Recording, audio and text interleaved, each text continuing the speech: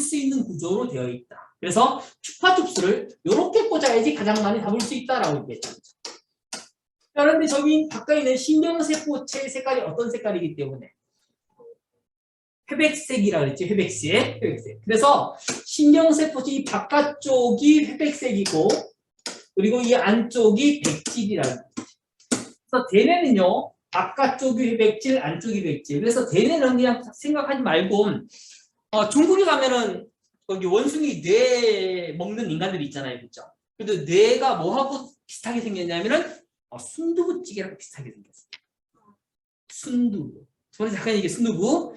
순두부 보게 되면은 순두부 바깥쪽에는 보면은 빨간색 고추 기름도 있고요. 그리고 이제 후추나 이런 것들이 검은검은한 것도 있고 여러 가지가 있어요. 근데 걔를 순두부를 딱 뜨게 되면은 순두부를 반 자르게 되면 어떤 색깔? 하얀색. 그게 대뇌라고 했습니다.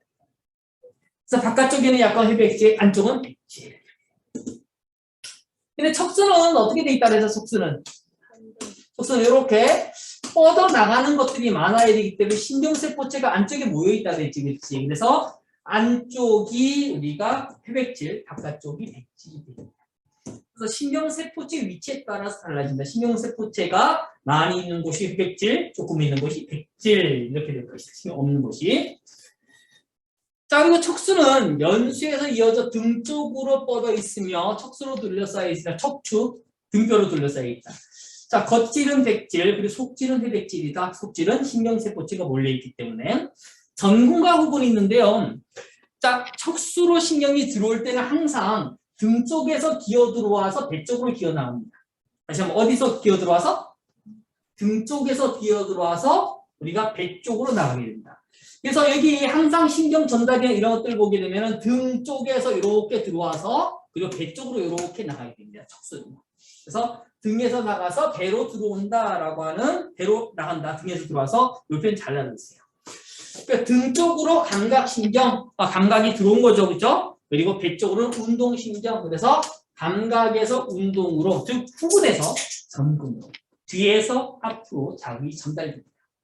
척수의 구조 중요한 것 중에 하나는 뒤에서 앞으로입니다. 그리고 여기는 척수의 기능은 전달해주는 역할, 신경 전달, 통로, 그리고 반사, 무릎 반사, 히프 반사, 똥, 오줌 싸는 거에 반사에 중추가 되는 게 척수의 기능입니다. 그래서 이거 기억해 주시고요. 자, 그리고 나서 그 다음에 이제 여기서 그 다음 내용이 여기는 반사에 대한 거죠, 반사. 아까 전에 얘기했던 의식적 반응과 무의식적 반응, 무조건 반사. 이 의식적 반응과 예학은 완전히 달라. 조건 반사 예학도 다르고 의식적 반응하고 의식적 반응하고 여기 요 사이에 조건 반사가 들어가야 되고 그리고 나서 이쪽에 무조건 반사. 이 세 가지로 나눠서 봐야 될 겁니다. 의식적 반응은 대뇌의 명령에 따라 일어나는 의식적인 반응.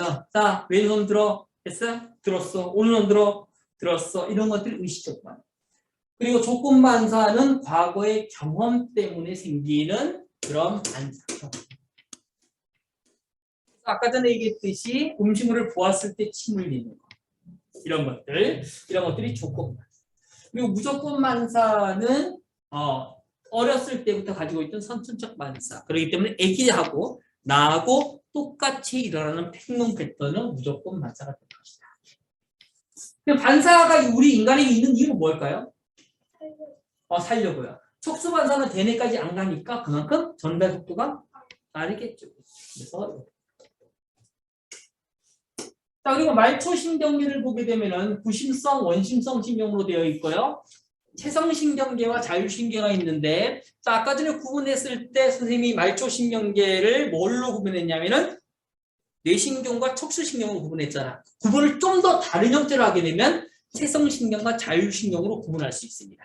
다른 분류 기준이야. 체성신경계는 대뇌의 지배를 받으며 골격근의 명령을 전달하는 것이 체성신경계.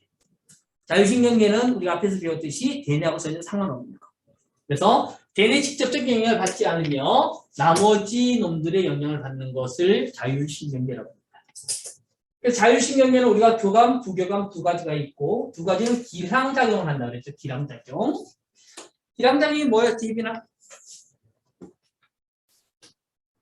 기량작용. 기량작용이요? 어떤 현상에 관해 반대되는 두 가지 요인이 동시에 작용하면서 서로 비효과를 주는 작용. 자, 쉽게 얘기해서 하나의 기관에 서로 반대되는 작용을 하는 거. 즉 교감이 심장을 활동을 촉진하면 부교감은 심장 활동을 억제하게 됩니다. 그래서 하나의 기관에 서로 반대되는 작용을 하는 것을 길감작용이라고 합니다. 그리고 교감신경은 대부분 스트레스성 신경이라고 불러요. 스트레스성 신경.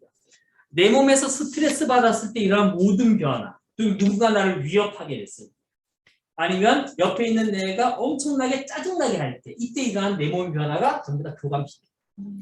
그리고 부교감신경은 휴식기 신경이라고 불러요. 휴식기 신경.